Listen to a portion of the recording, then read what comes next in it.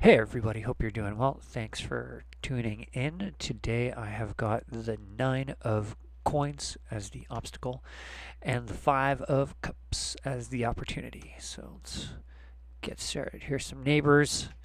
Here's what the Marseille card looks like. That middle coin looks pretty isolated, huh? So, yeah, for this one, um, I think I think a certain form of isolation is at the core of at least one interpretation of this card. It it brings to my mind a situation in which there is there's a person, there's an individual, and they're they're really good at managing their money. They're really good at they produce something, they create something. They they have they have wealth. They have an abundance of something. And sometimes sometimes the way that people treat this kind of individual is, you know, they want and want and want and want.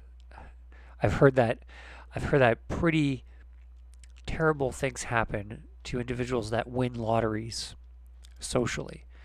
I heard that winning a lottery and being accessible publicly, because there's some people win the lottery and they're living in some remote area, but uh, I've heard that often, quite often when people win the lottery, all sorts of alleged relatives start coming out of the woodwork, all sorts of grifters, um, people from charities that, are going pretty far beyond the, hey, I'm from Charity X, would you like to donate? It's like guilt tripping them, yelling at them that they're horrible people for not donating, just become the center of all this attention, and people just want shit. Now, for the lottery winners, it's like, okay, you know you got it randomly. I guess people that play the lottery may maybe consider playing it repeatedly an investment or a skill or a strategy of some sort. I'm not sure. I don't play the lottery, so I don't have that insider info. But but when this comes to individuals who have been working their asses off, this could get really tiresome. Now, I'm not talking about the kind of greedy motherfuckers that just don't want anything to do with anyone. They're just like me and my money. Haha, some you know, cartoonish, greedy boss man or something, that kind of an archetype. I'm talking about the kind of people who are sorry about that. I'm talking about the kind of people who very much would like to spread that wealth. They very much would like to find people that are just starting out, maybe in that particular industry, that they would like to mentor and work with. It's uh, I'm a pretty firm believer in the sentiment that it's lonely at the top, and while the people at the top might not be motivated to just pull everyone up, I think at a certain point it becomes a real crisis of meaning to not at least pick someone that you consider to be, worthy to join you, even if it's on the basis of them being tenacious, hard workers, focused. Maybe they're inexperienced, but something. And when these kinds of individuals just have no one like that available to them, and when none of the people that want things from them appear willing or even interested in, engaging them, learning anything, they just want more and more. I think that often these individuals are at least faced with the idea to just fucking quit, just withdraw from society. And I think a lot of them do. And at that point, they kind of become that caricature. Mind you, at that point, one of the things that they abandon, along with the society they abandon, is they also abandon that work ethic or whatever ideas or philosophies that brought them to that point, of success. They just quit everything. At that point, they're like, I don't have anything, leave me alone, I don't want to be a part of it. And it's it's kind of tragic. It's kind of tragic when that happens, right? Um, Now, I think this card could both symbolize the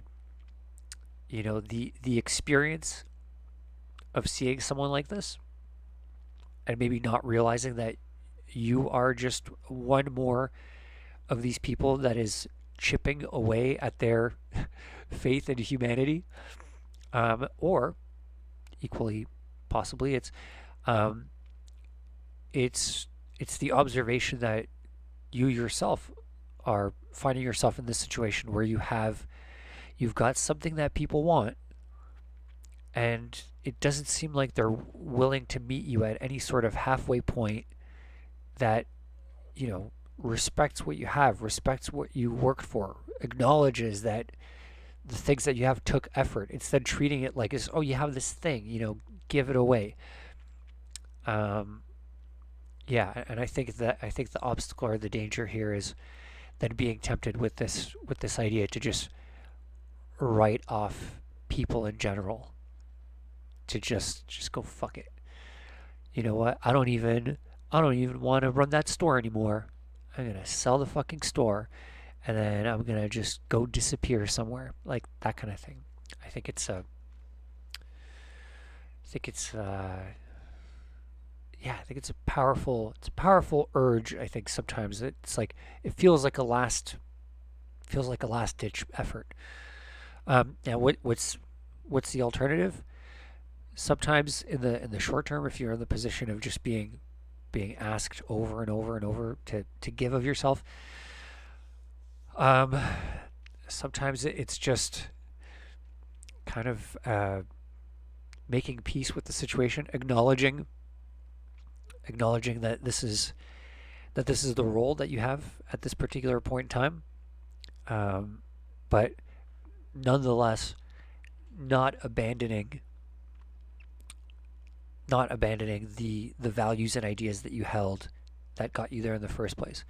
Not not becoming cynical, you know, resisting those urges. Flippity flip. Okay, 5 of Cups. See this as a big a big transformatory card. It's a transformation of inspiration.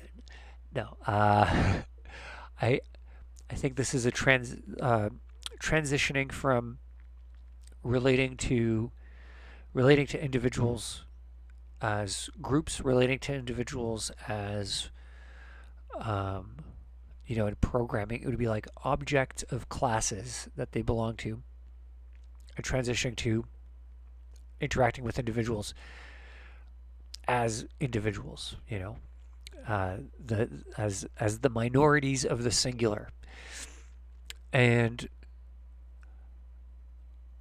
one of the things that I think is essential in in forging a relationship, like a one-on-one relationship, friendship, intimate relationship, business partnership, maybe discovering a deeper side of your relationship with your parents, whereas before they were just these, they're parents. They're in the category of parent.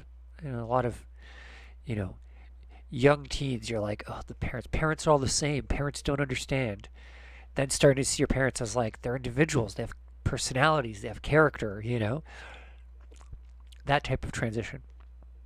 In making that sort of transition from the general to the specific, I think it's important to, or maybe not important, it's useful to consider that you are, metaphorically, I like to think of it as like you're entering this new territory, right? You're in in the sense that you are paying attention to someone else, that you're learning about someone else, and learning to relate to them as an individual. You're essentially voyaging into their character, into their life, into their history, into their beliefs. It's like you're a tourist and you're going in there and you're learning about them. Now, much like real travel, and if you haven't really traveled and you have the opportunity to do so, I highly recommend it, because it's one thing for me to suggest this and it's another thing to live this, right? But when traveling, when being a tourist, it's I think it's very handy, very useful to treat the locals of the new environments that you venture into with a lot of respect. To to generally presume that that they've been there long enough that they know what they're doing, that all of their customs are just random silly customs, that they have a rich momentum historically that has brought them there, that that the things that they do and believe and say and act out aren't just quaint, random characteristics, that these are that there are reasons for the existence of these. And so obviously when you're traveling around, it's just nice. You just respect the people. Ask them, how long has this building stood here? Why is it important? What happens? Why is this color? Like, there are rich histories behind everything. Instead of presuming that the appearance of that building, if it's kind of similar to something you're familiar with, appears that way for the same reasons that the thing you're familiar with appears for that reason. And yeah, just not making any of those presumptions. And again, this, so much as this is a metaphor for engaging with individuals, it's like as you start playing the tourist in another person's life, in their experience, don't jump to you know don't jump to conclusions about how experiences they may have had were brought about by the same factors as similar experiences that you may have had, or that the lessons that they learned from those experiences are the same, or it's just go in there like you're visiting another culture that may seem sort of alien, but go in there with an open mind and respect the opinions, customs, of the locals. I think I think having the opportunity, um, of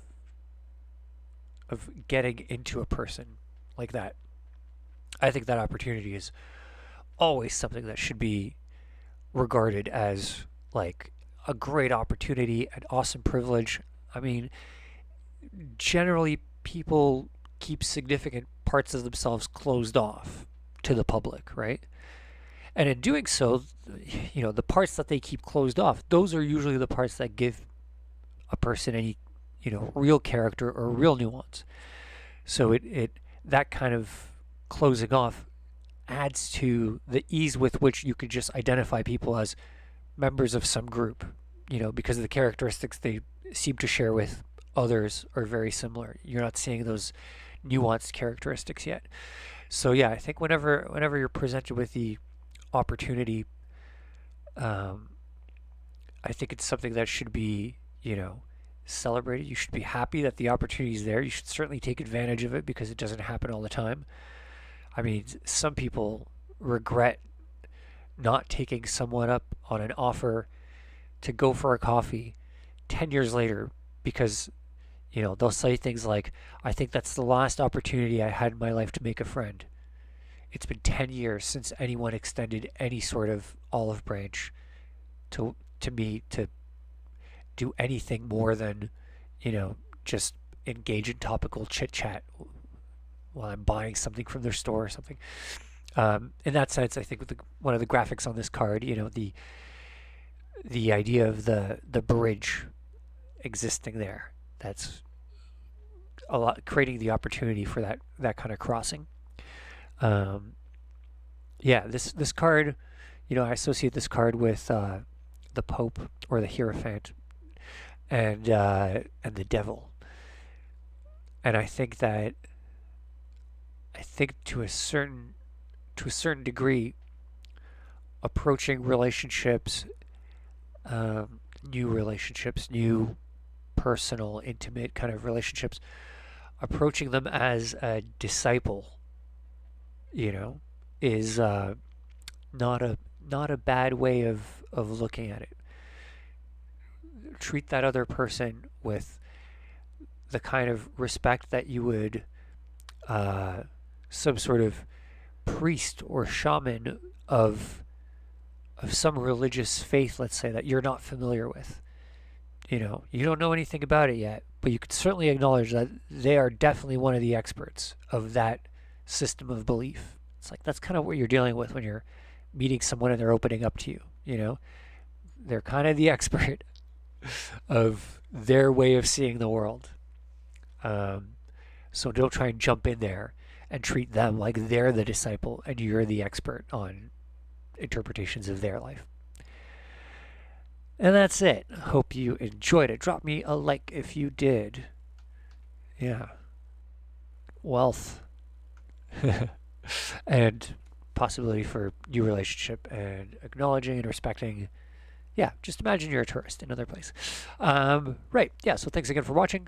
Feel free to comment with hashtag free reading if you would like to be entered into a weekly draw for a free one-on-one reading. Thanks for watching. I'll see you tomorrow. Take care.